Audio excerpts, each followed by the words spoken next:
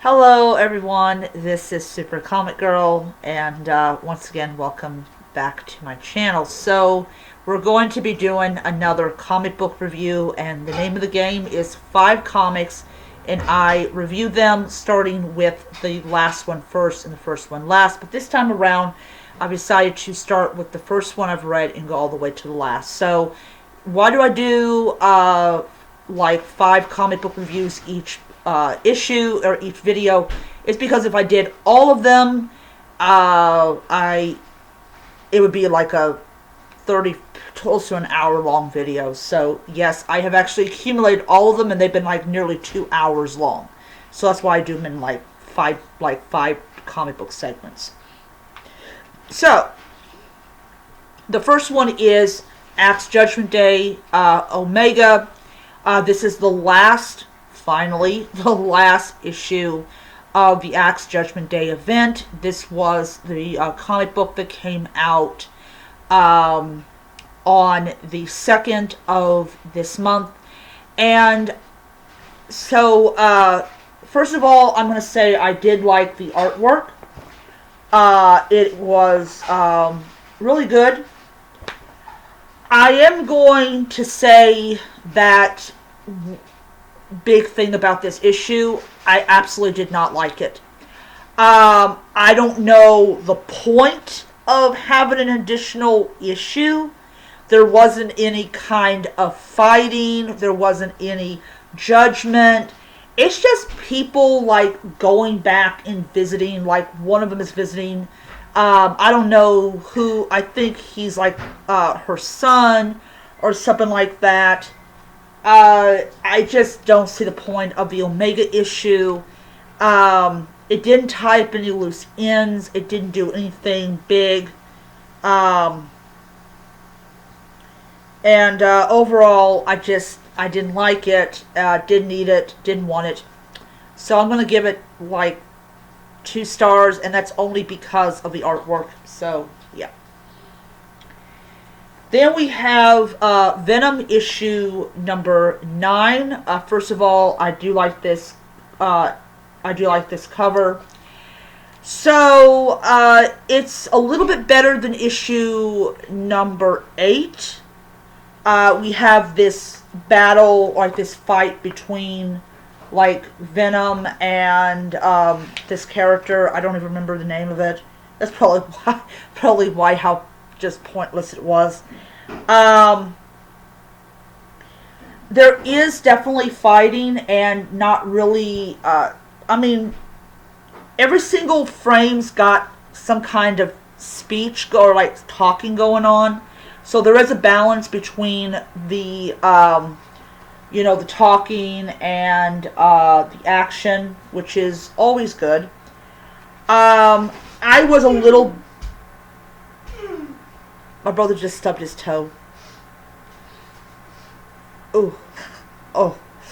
I'm not editing that out. I'm just kind of like confused in some parts of it. I mean, he's going somewhere. But I mean, overall, I mean, it's a little bit better than the previous issue. But parts of it was really confusing. I mean, really confusing. I just did not understand any part. A lot of it I did not understand. And yeah, it's just one of those things. It was confusing and stuff, but I will say the illustrations were absolutely wonderful. So I'm going to give Venom issue number 9 3 stars. It's a little better than the last one.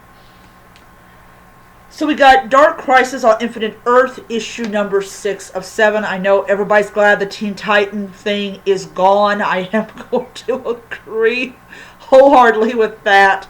Yeah, it was just that bad. So you got this big old battle that's going on. Definitely, I would say equal on the fighting and the commentary. it's just an all-out slugfest. And it's just, they're fighting to save the multiverse.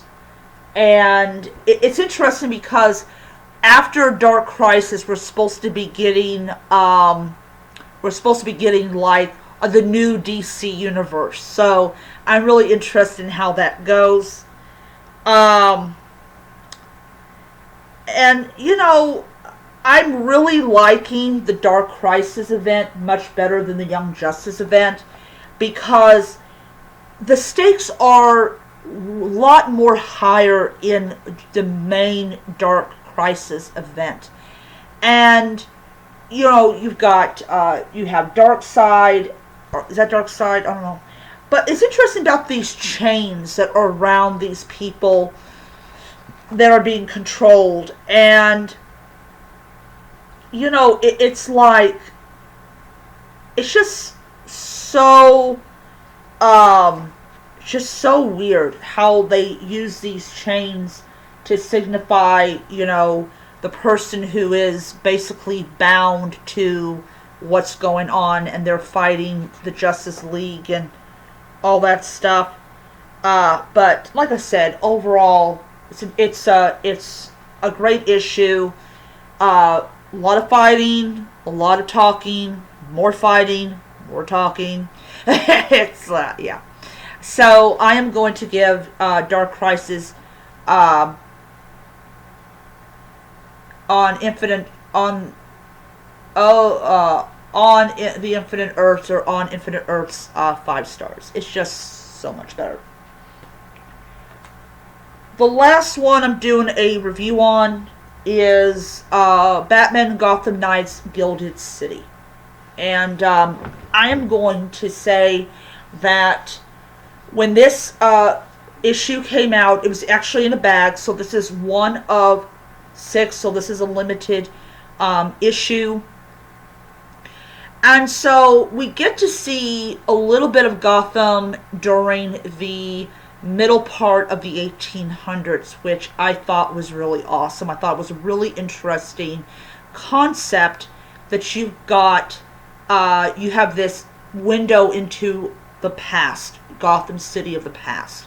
Gotham City being this refuge for, like, you know, people of color that are trying to escape the bonds of slavery or keep themselves from becoming slaves when they were born free. And so you have this character I've never heard of called Firefly. I'm pretty sure there's a villain named Firefly, but this is actually a hero. We get a little bit of that 1800s look. I just loved seeing this. This was just so awesome and definitely worth the money I spent on it.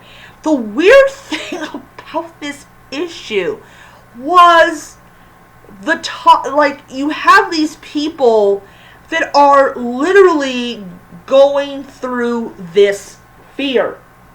And it's not a phobia that you would think the Scarecrow would have people experience. No, this is the fear of missing out. Literally, they want everything and no one can have it. And Steven actually told me it was the fear of missing out. It was FOMO, fear of missing out. And I'm thinking, what the dang how did you know that? And he's like, oh, scalpers. It's like kitty cafes were hit. What the freaking heck are you hitting kitty cafes for? That's pumpkin spice, really? You're in desperate need of pumpkin spice that you fear missing out on it? Avocado toast? Really? Okay, Scarecrow has lost his ever-loving mind, or that sack around his head has gotten a little bit too tight. It was hilarious.